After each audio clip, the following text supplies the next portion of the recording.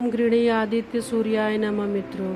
मित्रों हमारे वेदों में सूर्य देव की महिमा अनंत गाई गई है, क्योंकि सूर्य देव प्रत्यक्ष देव हैं जो हमें आंखों से दिखाई देते हैं। ऋग्वेद काल में सूर्य देव को पहले प्रथम पूज्य देव कहा गया था।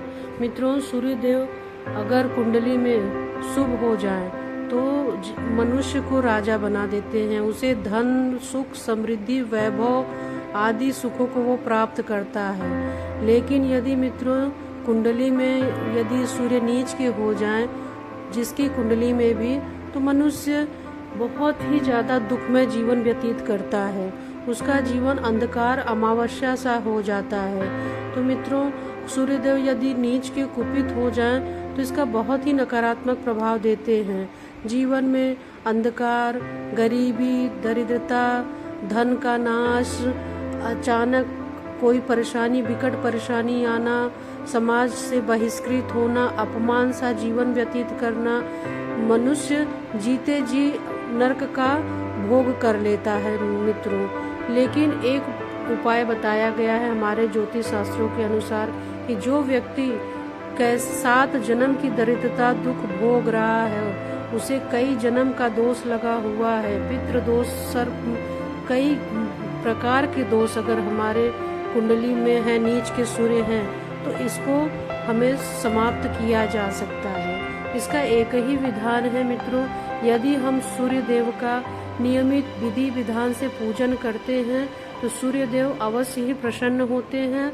उसके जीवन में धीरे धीरे कष्टों का नाश होने लगता है, उसका जीवन खुशहाली की तरफ बढ़ने लगता है, जीवन का अंधेरा नष्ट होने लगता है।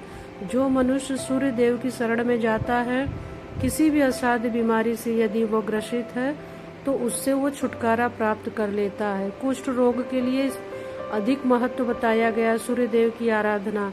मित्रों, यदि असाध्य रोग से मनुष्य पीड़ित है तो सूर्य देव का व्रत रविवार को अवश्य करना चाहिए। उस दिन सुबह उठ करके स्नान से निवृत्त होकर के तांबे के लोटे में कुमकुम, लाल पुष्प, अक्षत डाल करके सूर्य देव को अर्घ देना चाहिए तथा घी का दीपक प्रज्वलित करना चाहिए। अगरबत्ती, धूप, दीप से सूर्य देव का आशीर्वाद प्राप्त होता है। मित्रों, यदि कोई निसंतान है, उसे संतान नहीं हो रहा, कई वर्ष हो गए, तो मित्रों यदि नियमित आस्था से कोई व्यक्ति अगर उनका साधना करता है, सूर्य चालीसा, आदित्य हृदय स्तोत्र का पाठ करता है, उनका व्रत करता है तथा गुड़ का भोग लगाता है, तो निश्चित ही मनुष्य की मनोकामना पूरी होती है मित्रों।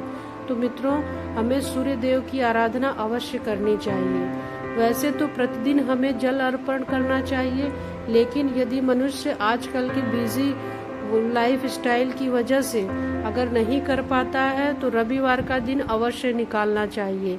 इस दिन यदि मनुष्य सुबह उठ करके सूर्य देव की आराधना करता है, सूर्य देव के उगने से पहले, तो उससे पूजा का संपूर्ण फल प्राप्त होता है तथा जीवन धीरे धीरे खुशहाली की तरफ बढ़ने लगता है।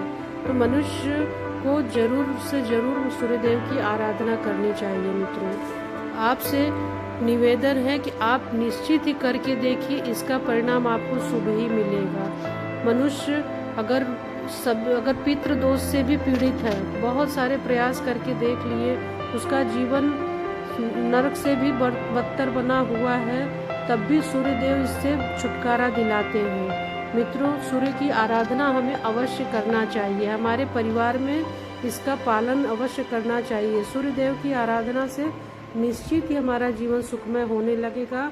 और मित्रों, सूर्य देव ग्रहों के राजा हैं। यदि हम इनके साथ में और ग्रह का कृपा आशीर्वाद प्राप्त करना चाहते हैं तो सूर्य को जो अर्घ देते हैं, उस लोटे में काला तिल डाल करके, अक्षत डाल करके, दूध डाल करके, जौ, काला तिल आदि डालते हैं, तो हमें अन्य ग्रहों का भी आशीर्वाद प्राप्त होता है, क्योंकि धीरे धीरे इससे अन्य ग्रह भी शुभ फल देने लगते हैं।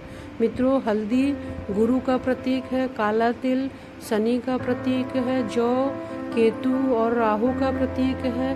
तो मित्रों गुड़ जो है सूर्य का प्रतीक है।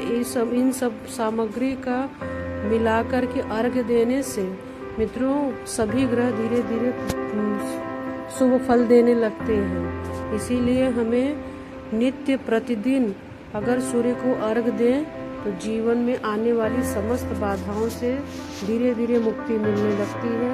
यदि कई पीढ़ी से हम कष्ट भोग रहे हैं, हमें कोई रास्ता नहीं दिख रहा है, बहुत पूजा पाठ करके देख लिए, बहुत पंडित के पास जा कर के देख लिए, पूजा हवन करा के देख लिए, लेकिन कोई परिणाम नहीं निकलता है, रोजगार का कोई साधन नहीं है और जीवन में अपयश का सामना करना पड़ रहा है, तंगी बनी हुई है, तो इसके लिए सूर्य देव की शरण में हमें अवश्य जाना चाहिए। सूर्य देव हमें जरूर कृपा बरसाते हैं, क्योंकि ये जीवन में अनुभव किया हुआ है।